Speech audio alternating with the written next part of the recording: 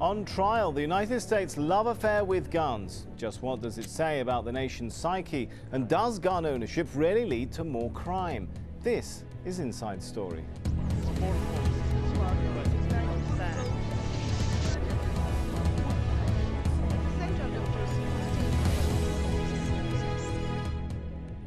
Hello, I'm Sami Zeidan. It's aroused strong passions and split opinion in the US. It's a landmark case which could have far-reaching implications for gun laws. Well, the Supreme Court will rule on whether a ban on private handgun ownership enforced by Washington, D.C. is in breach of the Constitution. The Capitol introduced the ban in 1976 in an effort to curtail violent crime and says the law is needed equally today. This is a public safety case. We have long had a law in the District of Columbia that handguns are banned in the city. 30 years ago, as is the case today, handguns represent a disproportionate number of crimes in the District of Columbia. Everything from homicides to robberies to rape. But the ban's being challenged by a security guard, Dick Heller, who argues that while his job allows him a handgun to protect others, he can't use one in self-defense. As a security officer, I carry a gun to protect government officials, but my life isn't worth protecting at home, in their eyes. A decision on the case is expected by the end of June. Well, joining us now are our guests in Washington, D.C., SEBASTIAN SASSI. He's Vice President of the Maryland Shall Issue, a pro-self-defense advocacy group. And in London, Rebecca Peters. She's Director of the International Action Network on Small Arms. Thank you both for being with us. Well, I could start with SASSI. What practical difference would it make if the Supreme Court rules in favor of private gun ownership in a country where guns are quite prevalent? You know, I don't think the effects will be as dramatic as what some people think. I think first you have to consider also at the state level, there are 33 states in the United States that already memorialize the right to gun ownership already. There are 33 states where this ruling isn't really going to have that much of an impact already. This is a ruling merely really at the federal level addressing what the meaning of the Second Amendment is. And I think looking at the questions yesterday, it's pretty clear that most of the justices agree that there is at least to some degree an individual right that's guaranteed. Why else would the founders, when they wrote the Second Amendment, use the phrase the people? They don't refer to the right of the state, they refer to the right of the people. Pretty clearly, every other time they use the people in the Constitution, they mean individuals. I don't see any indication that the Supreme Court is going to rule anything other than that this is indeed an individual right.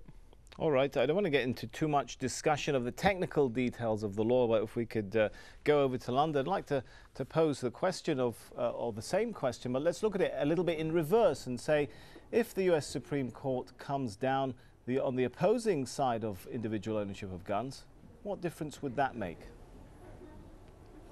Well, if the Supreme Court decides to uphold the current gun laws, that will be a very important step for public safety, both in the US and in the rest of the world, because the US is the main producer and exporter of guns, both legally and illegally, to other countries. It means that that will mean that it has been established that a government is able to pass reasonable gun laws based on the situation of its state and its cities, and that will be, well, that will just be a common sense decision. All right, Sebastian, do you see it in those same terms? Is this about safety, public safety? If it was true that the D.C. gun ban was making people safer, then the District of Columbia and cities that have similar gun laws, like the city that I live in, Baltimore, Maryland, those cities would be the safest cities in the world, the safest cities in the United States. In fact, the opposite is true. What we see, there's actually an inverse relationship. The cities and states that have the strictest gun control laws are actually the most dangerous places to live in the United States. So I think the facts simply don't bear out what Ms. Peters is saying. There's clearly no direct correlation between passing strict gun control laws and having a safer place to live. In fact, the opposite is true. You know, the District of Columbia is one of the most dangerous cities in the world, and yet we have the strictest gun control laws in the world here, and that seems to be clearly counterintuitive, because the plain truth of the matter is criminals don't obey the law. I can't make it any simpler for you than that. Criminals don't care what the law says. They're still going to pursue, possess, and use firearms in a criminal fashion, regardless of what the law says. All right, so let's I take think that point. it's pretty silly to suggest that this is going to... Let me jump in there and take that point to Rebecca. Sebastian does have a point, doesn't he, when he says that criminals are not going to really pay much attention to the law, whatever it says. Well, I suppose if, we could make the same point about the US in general. If having so many guns throughout your community was a good thing, that it made you safe, then the US would be the safest country in the world. And instead, it is in fact by far the most violent country among all the industrialized countries of the world. The fact is that big cities, and particularly cities which are important centers of political or economic power, have high rates of violence. That's why they need to have strict gun laws. It's rather than the other way around. And one of the problems that America has with its gun laws is because the laws are so local. There's this patchwork of laws at the level of cities or states. It means that if you are a gun dealer, you can set up just outside the city or the county or the state border and be very sure that you'll have a ready supply of customers coming to buy your wares.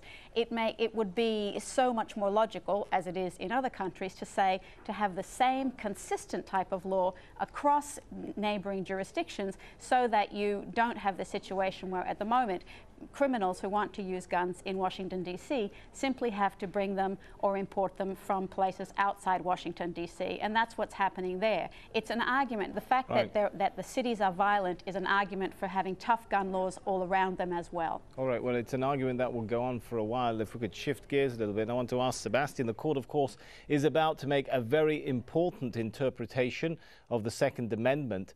Looking at the composition of this court, would it be any different if we had fewer conservative, particularly President Bush appointees in the Supreme Court? Well, it's always hard to say because it's very difficult to establish, first of all, that this is a conservative versus a liberal issue. I mean, personally, I'm pretty much a libertarian. I'm an extremely liberal person on almost every social issue you can imagine. So I think it's very difficult to phrase this as a conservative versus liberal issue. And that being said, the justices that are traditionally seen as liberal, if you look at Souter, Ginsburg, Breyer, they actually asked a lot of questions that were extremely critical of the D.C. gun ban point of view. So I think it's very difficult to say exactly how the composition of the court is going to play out. Pretty clearly, I mean, I'll certainly concede that Alito and Roberts, Scalia, Thomas are pretty clearly going to come down in favor of an individual rights point of view. I think for D.C. to prevail, they're going to need to convince either Breyer, Souter, Ginsburg, or Kennedy to jump ship, along with maybe one other person. It's going to be a difficult thing to do for D.C. to prevail here, I think. All right, whether it's liberals versus conservatives, it is, of course, a very contentious issue in the United States. So let's take a look at some of the background as to why it's so touchy. Well, some of the most high-profile shootings in the United States in the past few decades have been at schools and universities. Those incidents have often provoked debate on the issue of gun control. In 1999, 2 teenagers killed 12 students and a teacher and injured dozens of others in a shooting spree at their school in Colorado. The 2 shooters bought one of the guns they used from a friend.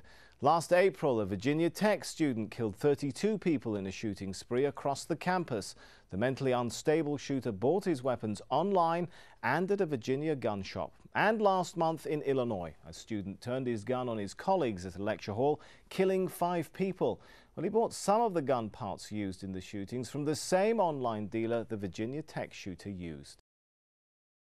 We can now return to our guest once again. Sebastian, looking at perhaps some of the legal debate that's been going on, you get the feeling that some of the rules were brought in at a time when Americans felt they needed to protect themselves from the so-called threat of Indians and bears. Hasn't time really moved on? Why are Americans still so attached to their guns? First of all, I'd just like to address the basic premise of your question, which is expressly false. The United States is a much more dangerous place to live today than it ever has been. So I think the threat of Indians and bears is a rather silly assumption that that's the only reason we would have a Second Amendment or the right to protect yourself. The right to defend yourself, first of all, is a civil right. All the other rights that we enjoy, the right to vote, the right to marry who you want to marry, go to the church you want to go to, speak your mind, all of those rights don't mean anything if you're not still alive. So the right to protect your own life is the most important right there is. Who do Americans feel they need to protect themselves from in today's age? In today's age, we live as Ms. Peters was freely concedes, we live in a violent society. We do live in a society where we have a clash of cultures, a clash of classes. We live in a society that is very prone to criminal forgive me once again, activity. But isn't that what the police is for? Isn't that the role of the police force and authorities? I live in the city of Baltimore, Maryland. We have a population of 650,000 people, of which only 3,200 are police officers. The police can't be everywhere all the time. The point of the police is not to protect each individual. In fact, Castle Rock v. Gonzalez, the Supreme Court has already ruled that the police have no duty to protect you. The police have a general duty to society. They have no duty to protect the individual. At the individual level, the only person who's truly responsible for your safety is you. If Ms. Peters had her way, we would be denied the tools to actually protect ourselves. All right, let's take some of those points to Rebecca. What do you make of the argument that the police can't be everywhere, they can't protect everyone?